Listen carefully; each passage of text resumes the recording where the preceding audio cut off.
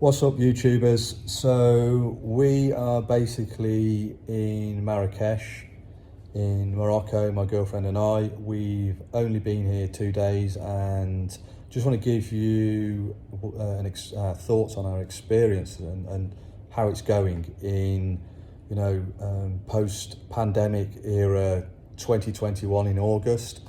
So things have got quite desperate out here in Marrakech.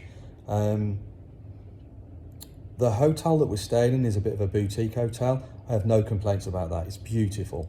The people that run the hotel, absolutely superb. They treat you so well. We've only been here 2 days and we've had 2 very bad experiences when we've stepped out into the streets.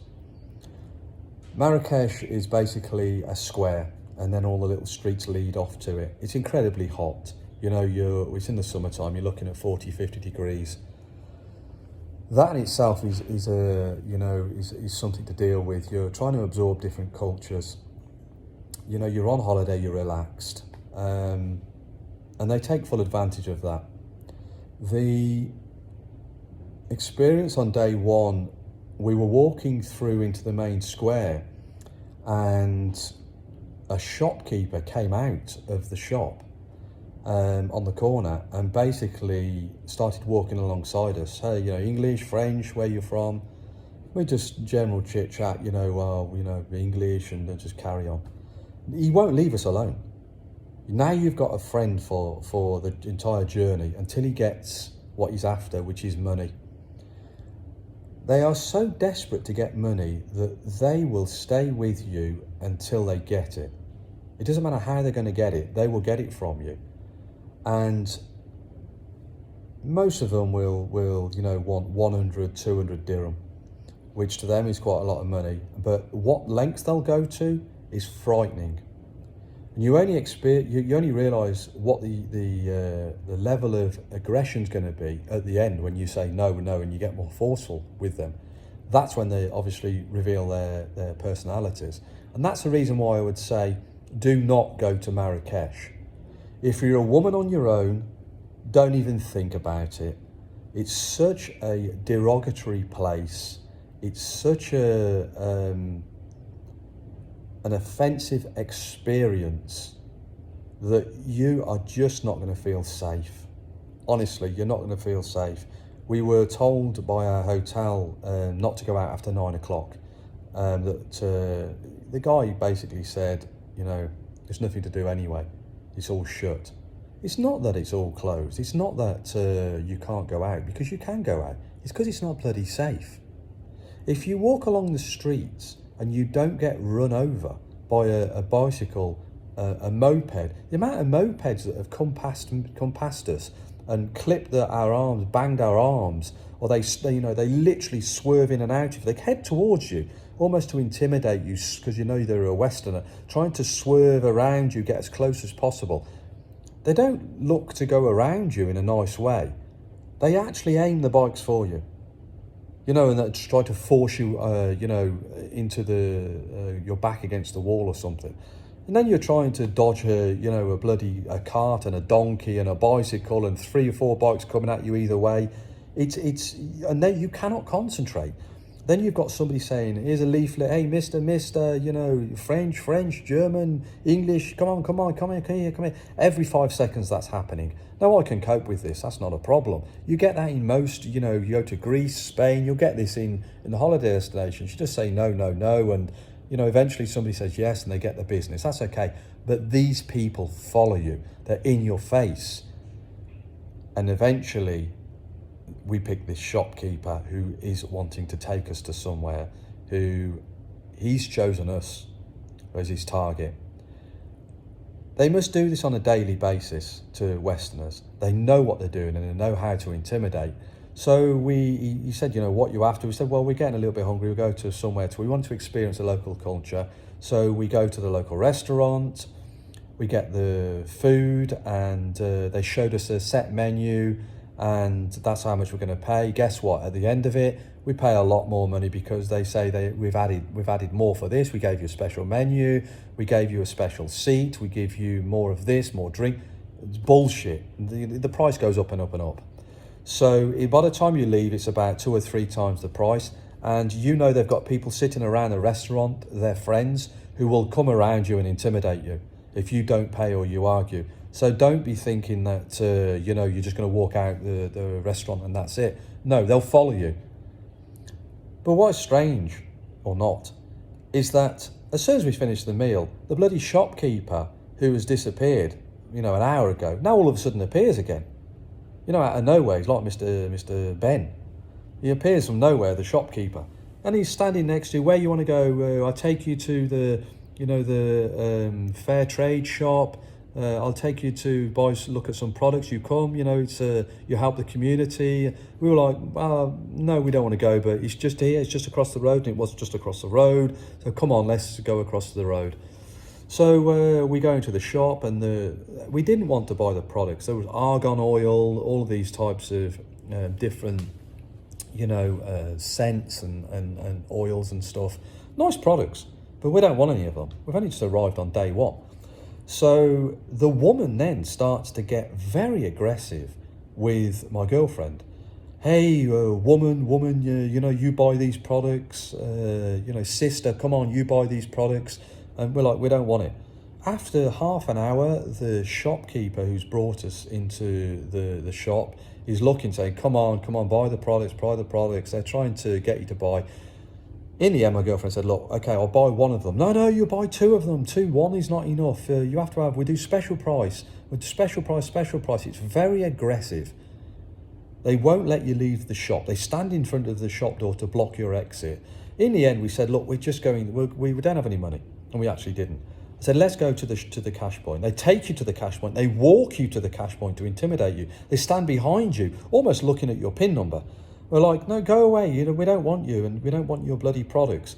The man then puts the product in my hand, and we said we couldn't get any cash out the cash point machine. He puts the product in my hand. You were a fair man, you come and give me the money tomorrow. You give me. I said, no, I don't want it to. We only have the shop now for 1 day. It's just 1 day. You cannot come back tomorrow. You have to come back tonight. There's another cash point machine just down here. I'll walk with you to the cash point machine.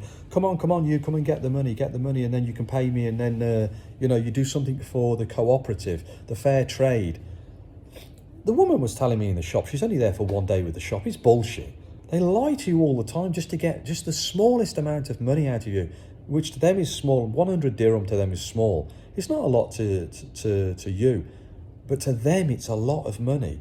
And their desperation levels in COVID time is more. If you don't give them the money, they don't leave you alone. They intimidate you. They start being rude to you. They start pulling at you. They start pushing you. They're in your face, literally. Heaven only knows what it's like for a woman on her own. Because as a man, it's intimidating for me, but at the end of it, on day one, we went back to the hotel and we said, don't go past this shop again because you have the crazy shop owner who's just bloody mad. So next day we're out, we're going to go to the secret garden. This is when it gets even worse. We go through a place which is in the square, and then we go to the souks. The souks are basically a little market, back streets. They're very dark. So you'll find very narrow streets, darkly lit, full of beautiful products, I have to say. Artisan products, lamps, shoes, food, etc. It's a real experience. It's like being in a movie set. But now is the problem. All of a sudden, a boy, 15, appears next to us. Hey, Mr. French, German, they talk to you. Where you from? You from? They get to know your nationality. If you just say, no, go away. England, where you from? England? Go away. Where you look for? And say, no, it's okay, I'm okay. And eventually you don't know where you are because it's virtually impossible to find out where you're going in these places. So, eventually when they're standing with you for 15 minutes, and I'm not joking, they will be with you for 15 minutes. If you stand still, the other shopkeepers will join in. Come into the shop, where are you going? They'll be all around you.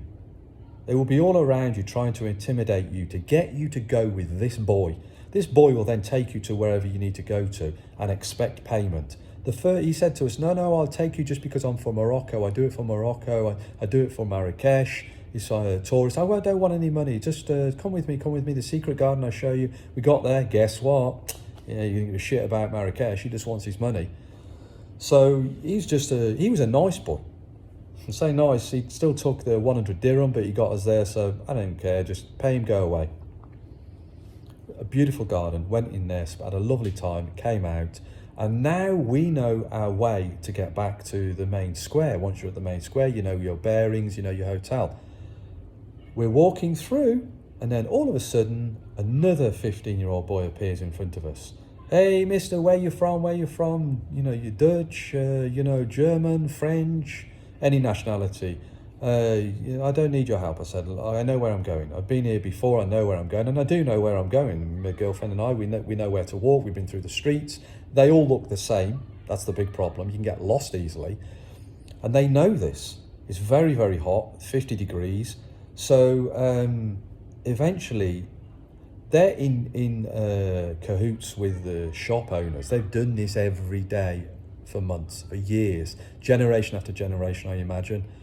They take you up a street where you know you're going to go, which is safe to go, you know where you're going, and then the shop owners will all come out. No, it's closed, you cannot go here, it's a festival in here, it's closed for a religious festival, you're not Muslim, you cannot go up here.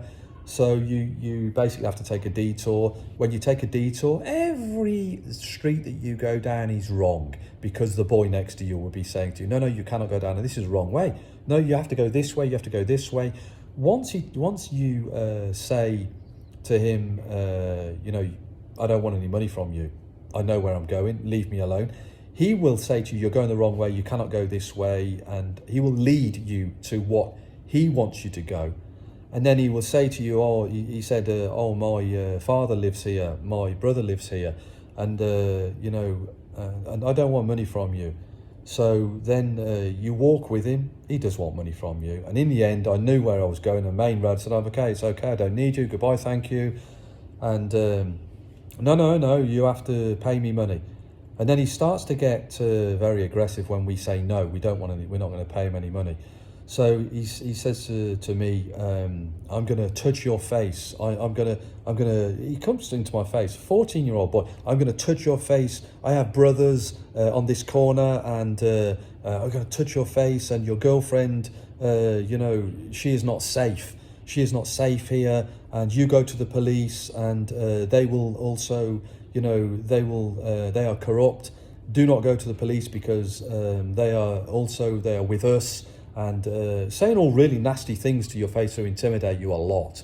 So I'll steal your telephone from you, and then he starts to shout to different people in the street, they're not paying me the money, I'm a tour guide. Next you'll have a few people around you, and men, they know what they're doing. Every bloody day they do the same thing to intimidate Westerners.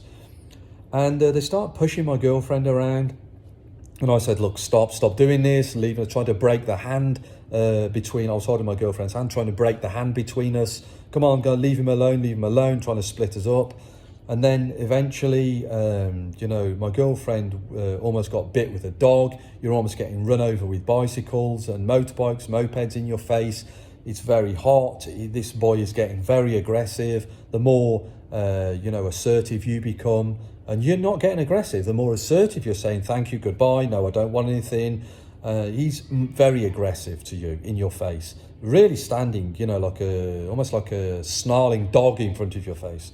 So, my girlfriend's crying, very upset, and my girlfriend says, well, we go to the square. We just go to the square, to the cafeteria to get some money. We said we didn't have any money, and he didn't want to go to the square because if he went to the square, there were some police. Okay, I'm not sure what the police would do, but basically he did not want to be on a camera in the square because he didn't want to leave the souks. If he left the little markets and the souks, now he's in the shit. He doesn't want to be doing that. So he's trying to steer you down every wrong passage, every street. If you walk off fast, you're going the wrong way, and then he'll shout up to somebody in front, whatever, and they'll say to you, they come out, no, you're going the wrong way. They're all trying to conspire against you to make sure that you go back with the tour guide and he gets paid.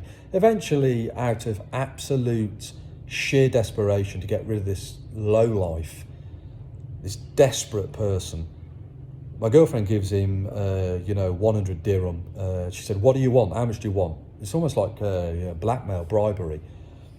And I cannot explain to you how intimidating this is. And they're very, very practiced at it.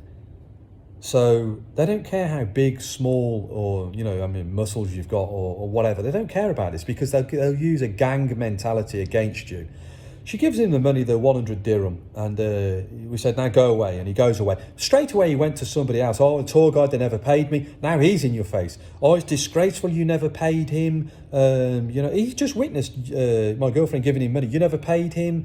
You should pay more money. And then he's now shouting to a tuk-tuk. Tuk-tuk comes up next to us. Oh, you're disgraceful people. You're foreigners. You're not Muslim. You're disgraceful people. You should go home. You're shouting obscenities to us. We've done absolutely nothing wrong. The level of derogatory comments and general abuse that you get as a Westerner, stay away from Marrakech, please, people. It's not safe. It's very intimidating and it's very dangerous. And at both times we've been out, we felt very intimidated. This does not take away, however, from the women.